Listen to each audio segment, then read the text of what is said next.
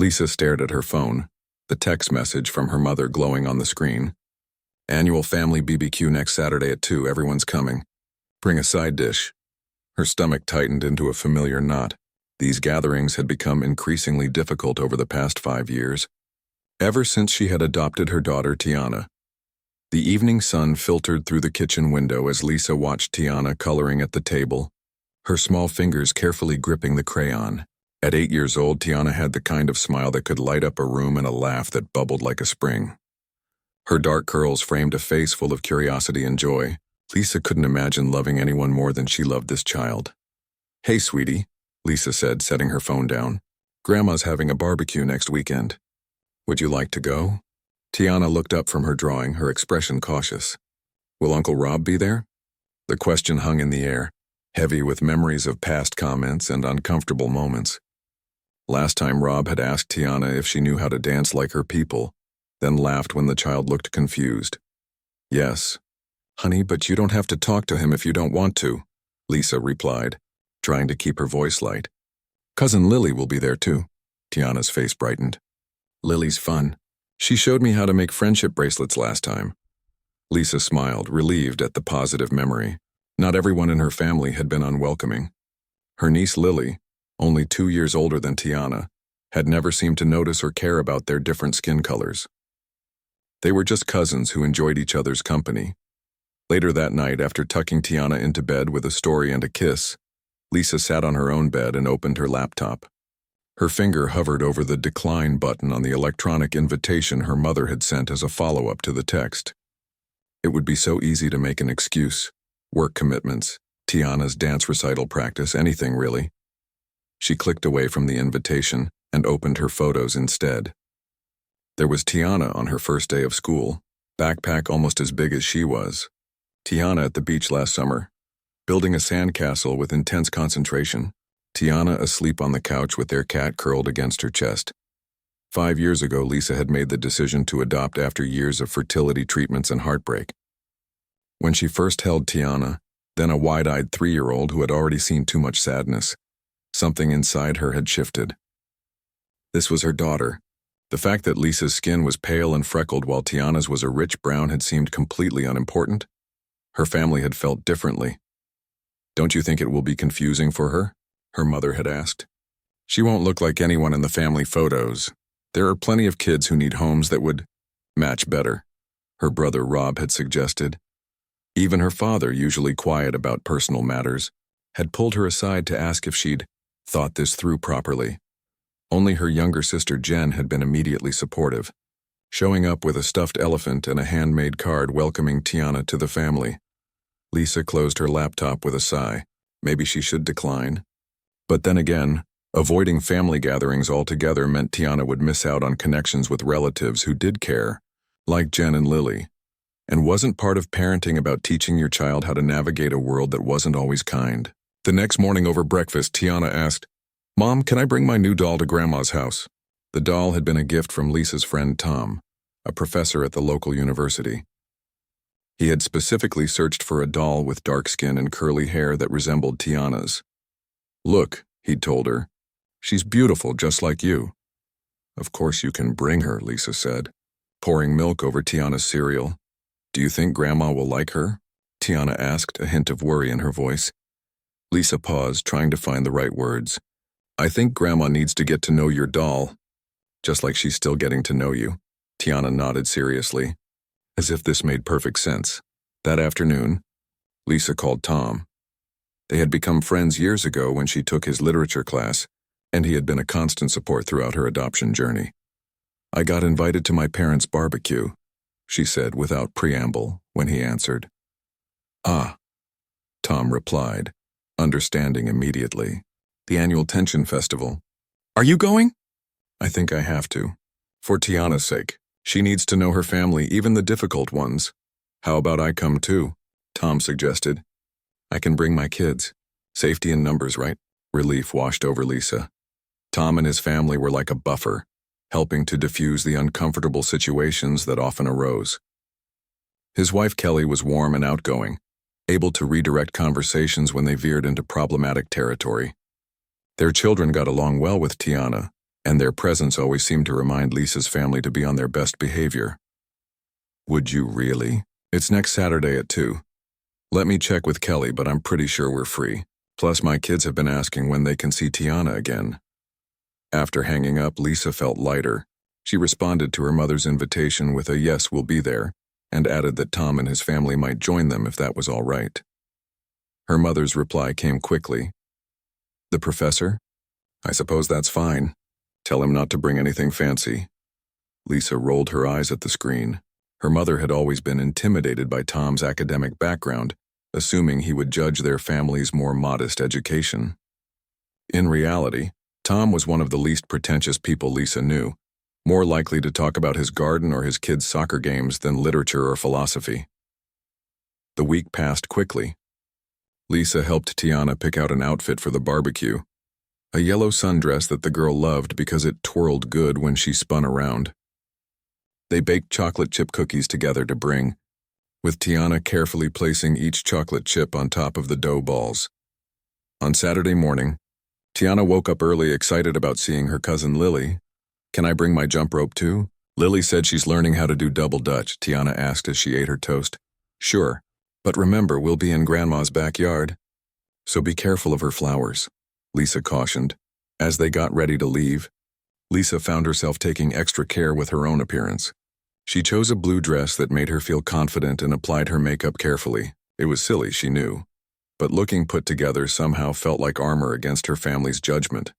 In the car, Tiana clutched her doll in one hand and her jump rope in the other. "Mom, why doesn't Grandpa ever hug me?" she asked suddenly. The question caught Lisa off guard, sending a sharp pain through her chest. She hadn't realized Tiana had noticed. "Grandpa isn't very huggy with anyone," she said finally, though this wasn't entirely true. She had seen him scoop up her other nieces and nephews plenty of times. "Is it because my skin is different?" Tiana's voice was small but direct. Lisa gripped the steering wheel tighter. She had always tried to be honest with Tiana about race, explaining in age-appropriate ways that some people treated others differently because of skin color, and that this was wrong and unfair. But acknowledging that her own father might be one of those people was particularly painful. "Some people, even people we love, have wrong ideas about differences," Lisa said carefully. "Grandpa grew up in a different time, when people didn't understand that families can look all sorts of ways. But that doesn't make it okay if he makes you feel left out." Tiana was quiet for a moment, processing. "Tom says people fear what they don't understand." Lisa smiled slightly. "Tom is pretty smart. I'm going to draw Grandpa a picture," Tiana decided. "Maybe if he understands me better, he won't be scared anymore." Lisa blinked back tears at her daughter's compassion. "That's a really kind thought, honey." As they turned onto her parents' street, Lisa's phone buzzed with a text from Tom. "Running a bit late. Save us some burgers. Reinforcements arriving by 3. Lisa took a deep breath as she parked in front of her childhood home. The modest 2-story house looked the same as always. Her father's precisely trimmed hedges, her mother's overflowing flower baskets hanging from the porch. The familiar smell of charcoal smoke drifted from the backyard. "Ready?" she asked Tiana, who nodded and unbuckled her seatbelt. Together they walked up the path, Tiana skipping slightly in her yellow dress, her doll tucked securely under her arm. Lisa carried the container of cookies, her free hand reaching for Tiana's as they approached the front door. This was her family, for better or worse. And Tiana was her daughter, no matter what anyone else thought. With Tom and his family on the way, Lisa felt a surge of courage. Perhaps this time would be different. Perhaps this time her family would see Tiana for the wonderful child she was, not just the color of her skin. "Here we go," Lisa murmured, and rang the doorbell. The door swung open to reveal Lisa's mother, Diane, wearing an apron with Queen of the Grill embroidered across the front, though everyone knew her husband Frank did all the actual grilling. "There you are," Diane said, giving Lisa a quick hug before her eyes fell on Tiana. Her smile tightened almost imperceptibly. "Hello, Tiana. My, haven't you grown?" Tiana held up her doll. "Look what I brought, Grandma. Her name is Zara." Diane glanced at the dark-skinned doll, then back at Tiana. "That's nice, dear. The other children are in the backyard. Why don't you run along and play? Can I give you my cookies first?" Tiana asked, pointing to the container Lisa was holding. I'll take those, Diane said, reaching for the container without acknowledging Tiana's contribution to making them. Lisa, your brother's been asking when you'd arrive. He's got some news about his promotion. Lisa followed her mother through the familiar house, keeping a protective hand on Tiana's shoulder. The living room was much as it had always been. The same floral couch, the same family photos lining the walls. Lisa noticed, not for the first time, that there were no pictures of Tiana displayed among the many framed photos of her nieces and nephews. They stepped out onto the back patio, where the rest of the family had gathered. Frank stood at the grill, spatula in hand, while Rob lounged in a lawn chair, beer already in hand despite the early hour. Jen was setting up a badminton net with her husband Carl, while several children ran around the yard. Look who finally made it, Rob called out, raising his beer in their direction. We're right on time, Lisa replied, checking her watch. Hi, Dad, Frank nodded without looking up from the grill. Burgers will be ready in 10. Tiana spotted Lily setting up a game of jacks on the picnic table and broke away from Lisa, running toward her cousin with an excited wave. She's got a lot of energy, Rob commented, watching Tiana go. Must be all that natural rhythm, huh? Lisa felt her jaw tighten. She's a child, Rob. All children have energy. Rob shrugged, taking another swig of beer. Just making conversation. No need to get all defensive. Before Lisa could respond, Jen appeared at her side, giving her a quick side hug. Ignore him, she whispered. He's just being Rob. That's the problem, Lisa muttered. But she let it go, accepting the lemonade Jen offered her. Across the yard, Tiana and Lily had been joined by Rob's two boys, Tyler and Alex. Lisa watched carefully as the children interacted, ready to intervene if necessary. But for now they seemed to be getting along, taking turns with the jacks. So Tom's coming? Jen asked, following Lisa's gaze to the children. Yeah, him and his family. Should be here around 3. Good, Jen said firmly. Dad behaves better when Tom's around. I think he's intimidated by him. Lisa smiled despite herself. Mom too.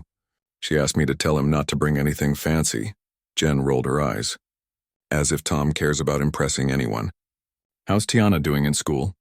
Grateful for her sister's genuine interest, Lisa launched into stories about Tiana's recent science project and her growing love of basketball. They were deep in conversation when Diane called everyone to the table for food. The picnic tables had been set up in a long row, covered with checkered tablecloths and loaded with dishes. Lisa helped Tiana fill her plate with a burger, some potato salad and corn on the cob. Sit by me, Mom, Tiana said, pulling Lisa toward where Lily was already seated. They had just settled in when Rob's wife Patty arrived with a late dish. Sorry, everyone. Had to finish my famous fried chicken. Made it special today. She placed the platter on the table and looked directly at Tiana. I bet you'll want some of this, won't you, sweetie? Fried chicken's your favorite, right? The table fell silent. Lisa felt her cheeks burn as she stared at her sister-in-law. Actually, she said evenly, Tiana prefers grilled chicken. She doesn't like the heavy breading. Patty's smile didn't waver. Oh, I just assumed, based on what? Jen cut in sharply. Rob laughed awkwardly. Come on, everyone knows that some foods are just cultural. It's not a big deal. I like burgers best, Tiana said quietly, looking down at her plate. Lisa placed a protective hand on Tiana's back, feeling her daughter's discomfort. Tiana likes what she likes, just like any other kid. Can we please just eat? Frank cleared his throat. Let's say grace. Everyone bowed their heads as Frank recited the same blessing he'd said at every family meal for as long as Lisa could remember. When he finished, conversation resumed, though the atmosphere remained tense. Lisa noticed that while Frank had asked about Tyler's baseball tournament and Alex's science fair, he hadn't directed a single question to Tiana. Even when Tiana tried to tell him about her basketball team, he merely nodded distractedly before turning to ask Rob about his work. After eating, the adults remained at the table while the children returned to playing in the yard. Lisa watched as Tiana joined a game of tag, her yellow dress bright against the green grass, her laughter carrying across the yard. She seems happy enough, Diane commented, following Lisa's gaze. Though I do worry about when she's older. You know how cruel teenagers can be about differences. The only difference is the color of her skin, Lisa said, struggling to keep her voice calm. And if you're worried about cruelty, maybe start with addressing it in this family. Now, Lisa, Frank interjected, your mother's just concerned. It's not easy being different. It's not easy having family members who constantly point out those differences either, Lisa replied. Rob snorted. There you go again, making everything about race. We're just looking out for the kid. It's not like we're racist or something. Then why does every conversation about Tiana somehow circle back to her skin color? Lisa demanded. Why can't you just see her as your niece, not as some kind of statement? Because you made it a statement when you decided to adopt outside your race, Patty said, as if this was perfectly reasonable. You had to know it would cause conversations. Lisa stared at her in disbelief. She's a child, not a conversation starter. Jen placed a warning hand on Lisa's arm as she opened her mouth to say more. Hey, I think Lily's trying to show Tiana how to do a cartwheel. Let's go watch. Grateful for the escape, Lisa allowed herself to be led away from the table. Once they were out of earshot, Jen sighed heavily. I'm sorry. They're being worse than usual today. I don't know how much more of this I can take, Lisa admitted, watching as Lily patiently demonstrated a cartwheel for Tiana. Tom better get here soon. As if on cue, Tiana came running over, slightly out of breath. Mom, when is Tom coming? I want to show him my cartwheel. Soon, sweetie. He texted that they're on their way. Tiana nodded, then hesitated. Tyler said my hair looks weird. He asked if I ever brush it. Lisa felt a flash of anger. Your hair is beautiful, Tiana. It's different from Tyler's hair, that's all. I know, Tiana said, surprisingly matter-of-fact. I told him that my hair is curly because it has more personality than his. Jen burst out laughing. That's perfect. I'm going to use that line myself. Tiana grinned, pleased with the reaction before running back to rejoin the game. Lisa watched her go, heart swelling with pride at her daughter's resilience. She's amazing, Jen said softly. Don't let them get to you. It's not me I'm worried about, Lisa replied.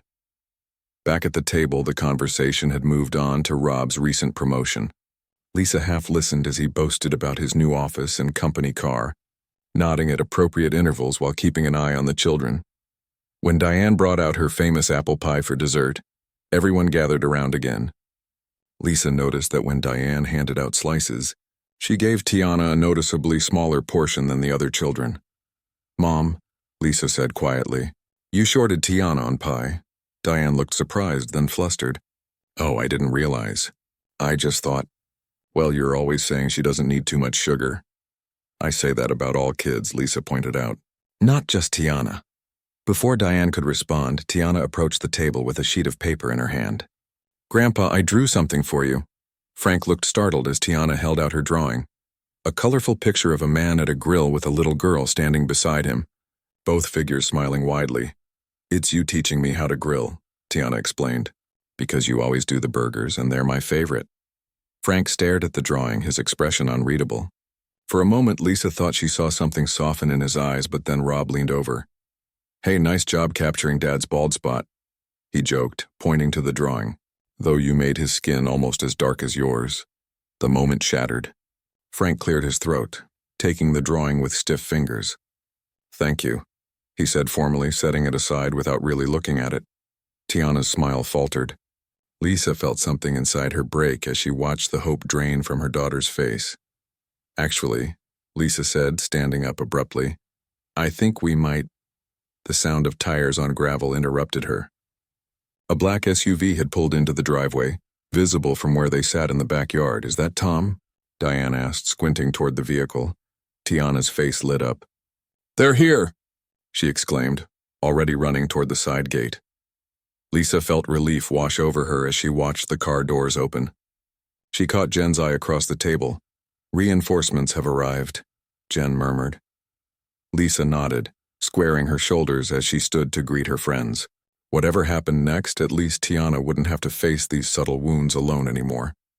The black SUV gleamed in the afternoon sun as Tiana raced toward it, her yellow dress fluttering behind her. Lisa followed at a slower pace, relief washing over her like a cool breeze after hours in the heat. The driver's door opened and Tom stepped out.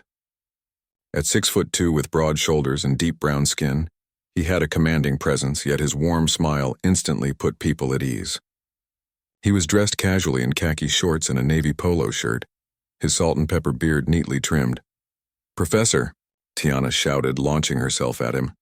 Tom caught her with practiced ease, spinning her around once before setting her back on her feet. "Hey there, basketball star. How's that jump shot coming along?" "I made 3 baskets in a row at practice yesterday," Tiana reported proudly. "That's my girl," Tom said, giving her a high five. The passenger door opened, and Kelly emerged, her curly hair pulled back in a colorful scarf. Behind her, their 3 children tumbled out of the back seat.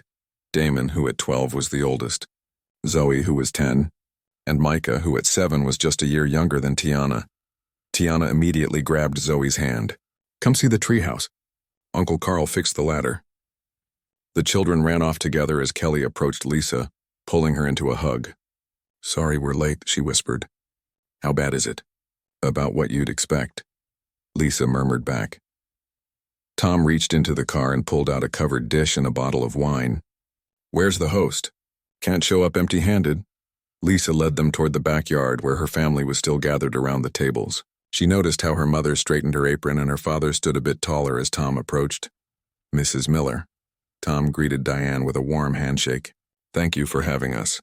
This is my wife Kelly, and those wild ones running off with Tiana are our kids." "It's Diane, please," her mother said, suddenly all smiles. "And you really didn't need to bring anything." "Kelly's sweet potato casserole is legendary," Tom said, handing over the dish. "It would have been a crime not to share." Frank stepped forward, extending his hand somewhat stiffly. "Frank Miller. Lisa tells us you're a professor?" "African-American literature at State," Tom confirmed, his handshake firm. "Going on 15 years now?" "Impressive," Frank said, though his tone suggested he wasn't entirely sure what to make of this information. Rob sauntered over, beer in hand. "So you're the famous Professor Tom. Lisa talks about you like you're some kind of superhero."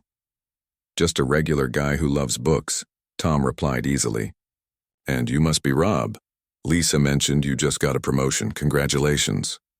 Rob seemed momentarily taken aback by the genuine warmth in Tom's voice. "Yeah, thanks. Senior VP of Sales now." "That's quite an achievement," Tom said. "I'd love to hear more about it." Lisa watched, amazed, as Rob actually puffed up with pride instead of making a snide remark. Tom had always had this effect on people, making them want to be their better selves around him. Kelly had made her way over to Jen and was already deep in conversation, their heads bent together like old friends, though they'd only met a handful of times before. "There's still plenty of food," Diane announced, gesturing toward the table. "Let me fix you both a plate." "I can manage," Kelly said with a smile. "But thank you." As Tom and Kelly filled plates for themselves, Patty approached, eyeing Kelly's colorful head wrap with obvious curiosity. "That's a beautiful scarf thing," she said. "Is it a cultural thing?" Kelly's smile didn't waver. "It's just a convenient way to keep my hair out of my face on a hot day. Though the pattern is inspired by West African designs, my grandmother brought similar fabrics when she immigrated." "How interesting," Patty said, in a tone that suggested she was trying very hard to sound interested. "I've always found other cultures so colorful." "Speaking of colorful," Kelly replied smoothly, "I love your earrings. Where did you get them?" Lisa hid a smile as she watched Patty transition instantly into a detailed story about finding the earrings on vacation in Florida. Kelly had skillfully redirected the conversation away from awkward territory, without a hint of confrontation. Across the yard, the children had formed a circle and appeared to be teaching each other hand games. Lisa noticed that Tyler and Alex, who had been standoffish with Tiana earlier, were now fully engaged, laughing as Zoe demonstrated a complicated clapping pattern. Lisa sat down at the table across from Tom, who was now discussing baseball with Frank, somehow drawing out more words from her father than she'd heard him speak all day. The kids seemed to be getting along, Tom observed during a lull in his conversation with Frank. "Children adapt quickly," Frank said with a shrug. "It's adults who get set in their ways." "There's truth to that," Tom agreed, though I've found most people can change their minds when given new information. It's what makes teaching so rewarding. Frank grunted non-committally, but he didn't disagree. The afternoon began to shift subtly. Diane brought out more pie, making sure everyone got equal slices this time. Rob told jokes that didn't rely on stereotypes. Even Patty seemed to be making an effort, complimenting Tiana on her cartwheel when the children took turns showing off their skills.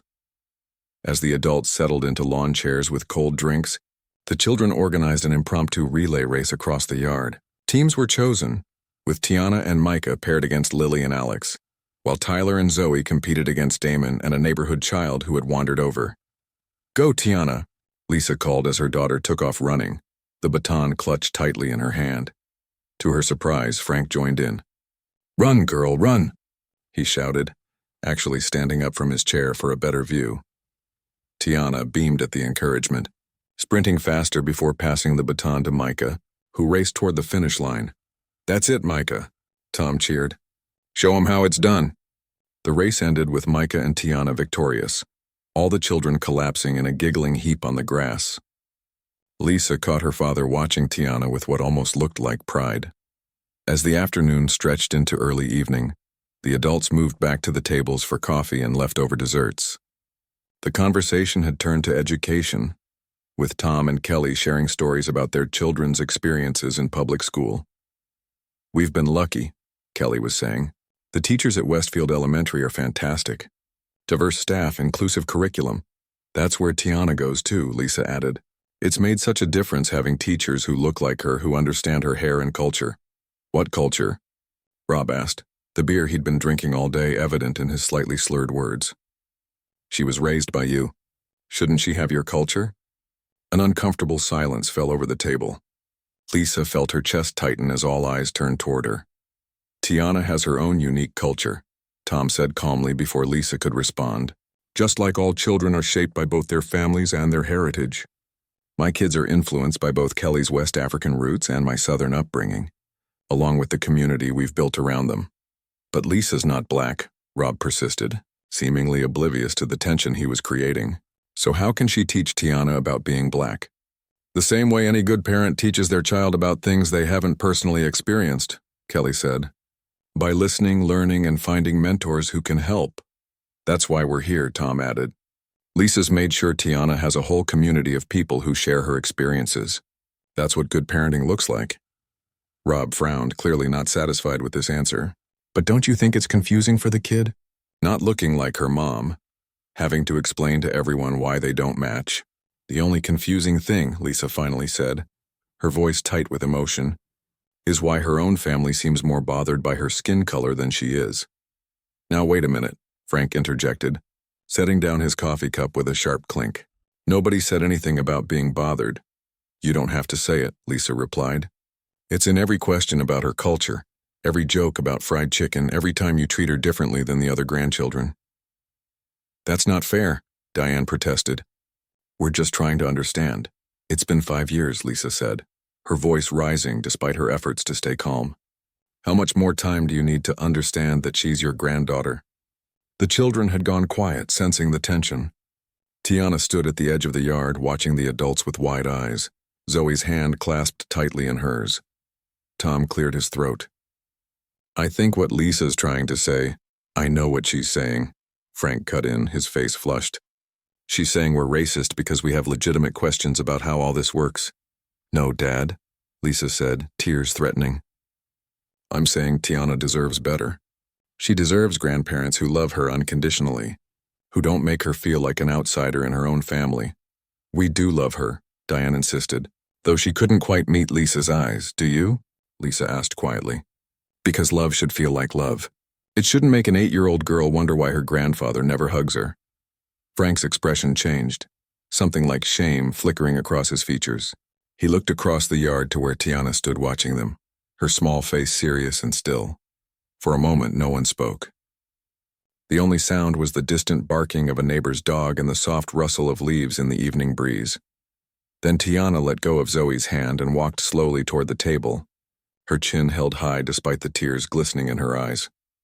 "I want to go home now, Mom," she said, her voice small but steady.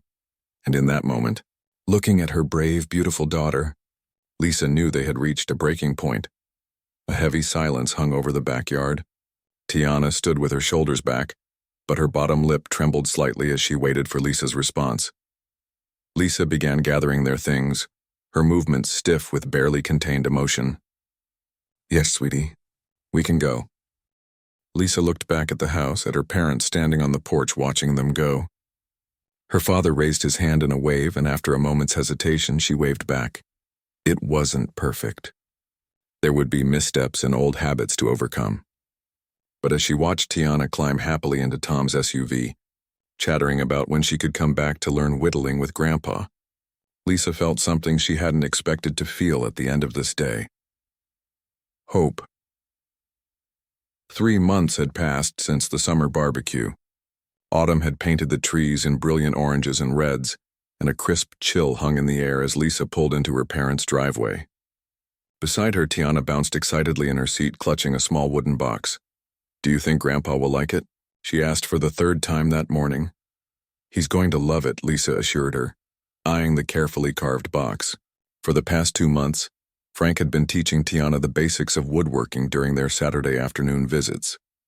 This box, Tiana's first completed project, was a birthday gift for him. As they walked up the path to the front door, Lisa marveled at how much had changed. After that pivotal barbecue, small shifts had begun to occur. Frank had called the very next week to invite Tiana over for her first whittling lesson. Diane had joined one of their visits to the hair salon where Lisa took Tiana, asking careful questions and taking notes about proper hair care.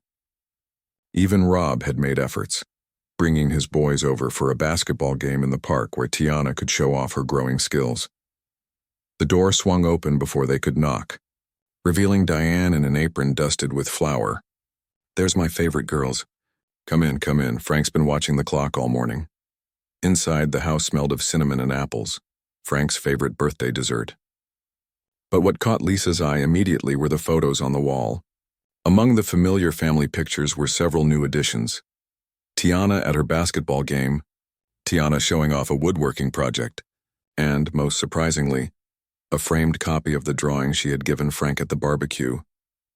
"Grandpa," Tiana called out, hurrying toward the living room where Frank sat in his armchair, reading glasses perched on his nose as he pored over a woodworking magazine. He looked up, his face breaking into a smile that still seemed new on his usually stern features. "There's my carpentry apprentice." Tiana held the wrapped box behind her back. "Happy birthday. I made you something, but you can't open it until after cake." Frank pretended to grumble. "Making an old man wait, are you? Well, I suppose I've survived 73 years. I can wait a little longer."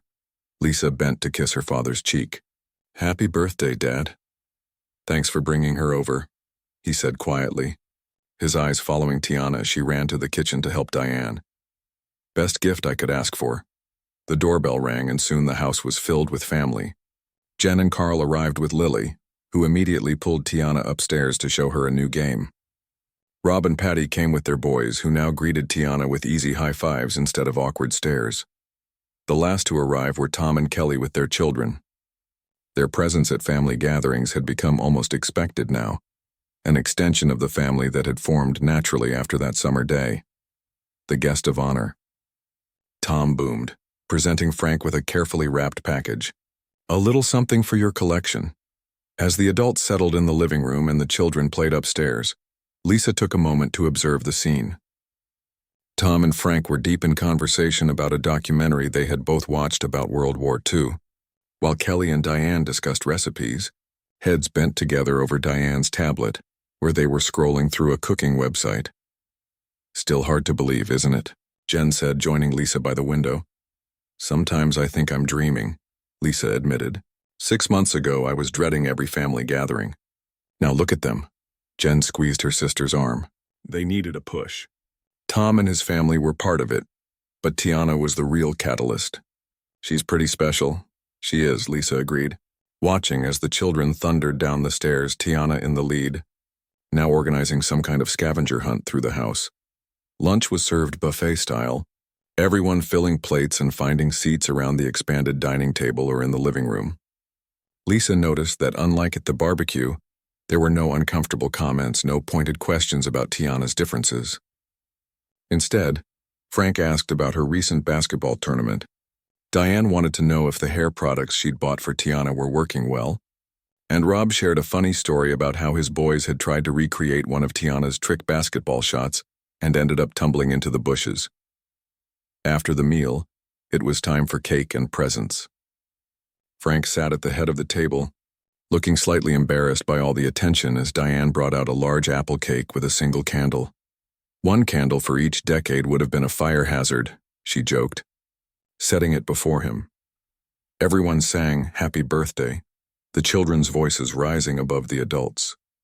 Frank closed his eyes, made a wish, and blew out the candle to enthusiastic applause.